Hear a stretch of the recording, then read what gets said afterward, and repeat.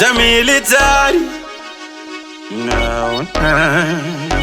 ini ndo mapinda fe andibate makwati ngoma nduribata pakati sezikatra mistati vanoziva ngoma vari kuti watating abagating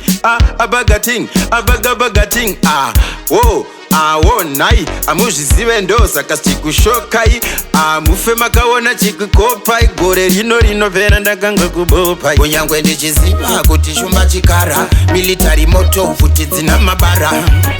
aiwa ini ndere mogwara muhondo inonditaurira hana kuti dzorera banga muhara anokurova mbama muperi mwedama hauoni here ndiwe une chaungadzikama shanda hapana chinouya wakagara marasta dairai wauya rangarerai namasista dairai furai dariro taramkai kana ngoma dzamunoda dzese ndokupai sebhodha rejoni jambai separira damba refu ratokimai kunyangwe ndichiziva kuti Shumba Chikara military moto futi dzina mabara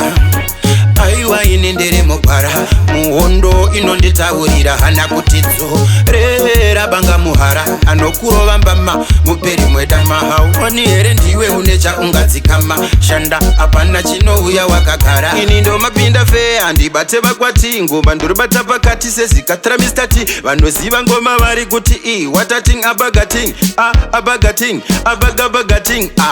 wo nai amuzvizive ndo saka stikushokai mufe makaona chikukopai gore rinopera ndakanga kubopai kunyangwe ndichiziva kuti Shumba Chikara military moto futi dzina mabara aiwa ini ndere mogwara muhondo inonditaurira hana kuti dzorera banga muhara anokurova mbama muperi mwedama hauoni here ndiwe une chaungadzikama shanda hapana chinouya wakagara marasta dairai wauya rangarerai namasista dairai furai dariro taramkai kana ngoma dzamunoda dzese ndokupai sebhodha rejoni jambai separira damba refu ratokimai kunyangwe ndichiziva kuti Shumba Chikara military moto futi dzina mabara aiwa ini ndere mogwara muhondo inonditaurira hana kuti dzorera banga muhara anokurova mbama muperi mwedama hauoni here ndiwe une chaungadzikama shanda hapana chinouya wakagara